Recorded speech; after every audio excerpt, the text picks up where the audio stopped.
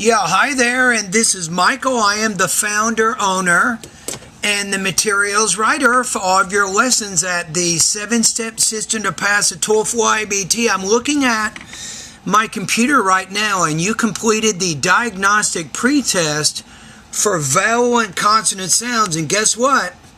I got a list of some lessons I think that you want to work on in order to reduce your non-native speaker accent, to speak more clearly, and ultimately to get a higher score on the speaking section of the TOEFL IBT. So here are my suggestions. Lesson number 10, 11, 12, 14, 15, especially in lesson 15, focus on the glottal stop. Lesson 16, 17, 19, 20, 23, and 24. Now here's my tip of the day. Now in some of these cases, for example, it's in lesson number, the K and the G, where is that? That's lesson number 17, lesson number 19, and lesson number 23. You want to remember that the consonant sound that occurs at the ends of some of those words, it affects the quality of the vowel which becomes before it. So that means that in certain cases the vowel may be longer or shorter depending on what kind of consonant sound comes after that. I'll just give you one example. If you take the P sound, which is a voiceless consonant, usually the vowel before that will be shorter. If the B's at the end of the word, then the vowel's a little bit longer. So then we'll say these two words, flap, flab. So keep that comment in mind specifically for lesson 17, lesson 19, and lesson 23. All right, so let's keep going. So now you're answering these questions. What is your educational background, your work history? And I'm going to give you more feedback. Number, what is your educational background and your work history? Okay. From class 1 to class 12, I was in a Bengali medium. After that, I went to the university and I studied architecture. Okay. In 2007, I obtained the bachelor degree. Notice that word 2000, 2007. You want to make sure your tongue is between your teeth. 2000, thousand. After that, I went to the private architectural firm. There I worked for 2 years. And after that, I went to Germany to get the master. I went to Germany. You're breaking down a little bit with your language use there. Don't forget those prepositions, and you're trying to speak quickly, fluently, clearly. Master degree in landscape architecture. Landscape architecture is one stream of this architecture. In Germany, I spent 2 years for my education.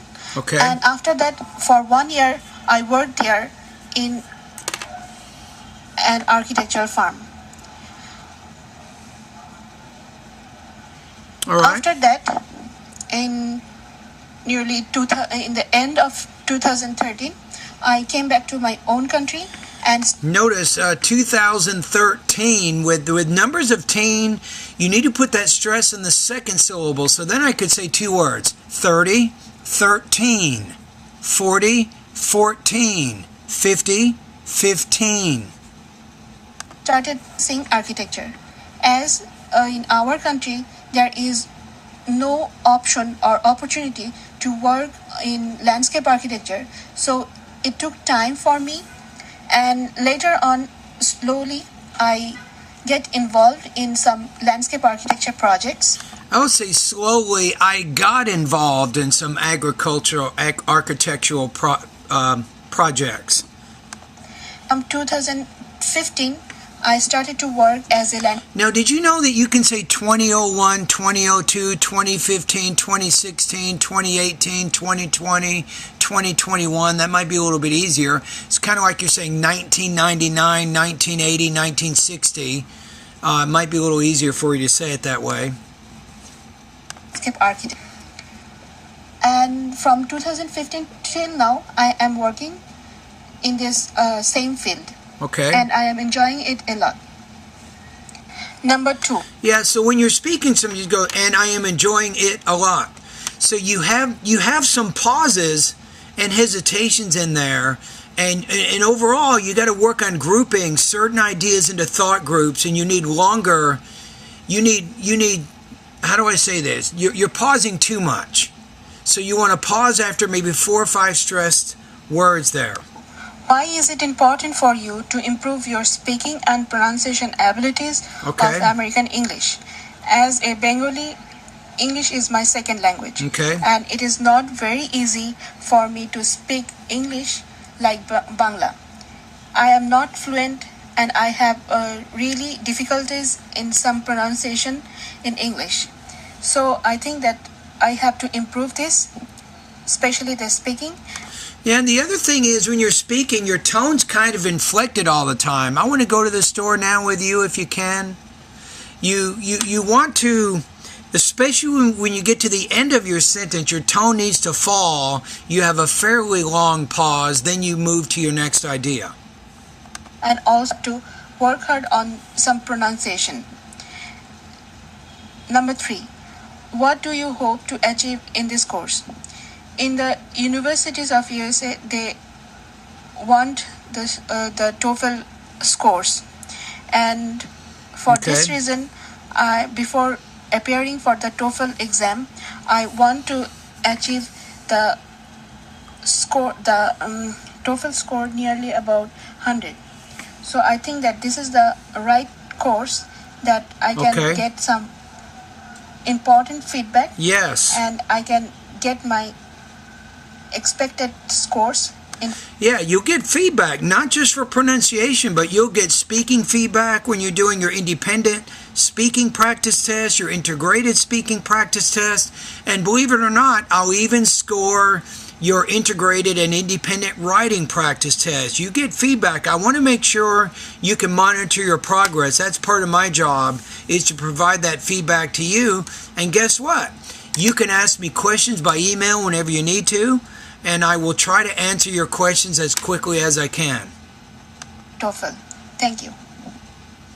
All right. So what do we got here? My next goal here is to give you what's called an intelligibility score. So 1.0 means you're a beginner speaker of English. 7 means you're a native speaker. So where are you now, right?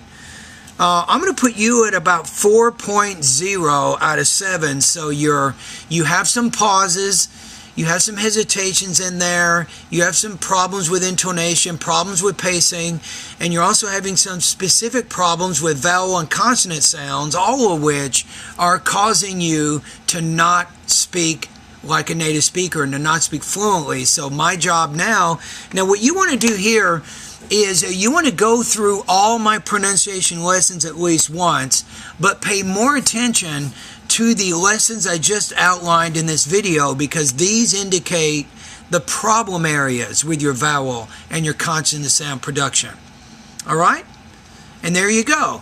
So I think as you're going through my videos, here's the key. Read out loud with me. Every pronunciation video that you watch, you should be reading with me as I teach you all the information on that screen. Do all the practice exercises. Read everything. You're trying to read with me at the same pace, with the same tone, right? With the same rhythm, with the same stress, and especially pronouncing all the sounds as accurately as you can. So this will really, really help you to speak more intelligibly. All right? Thank you.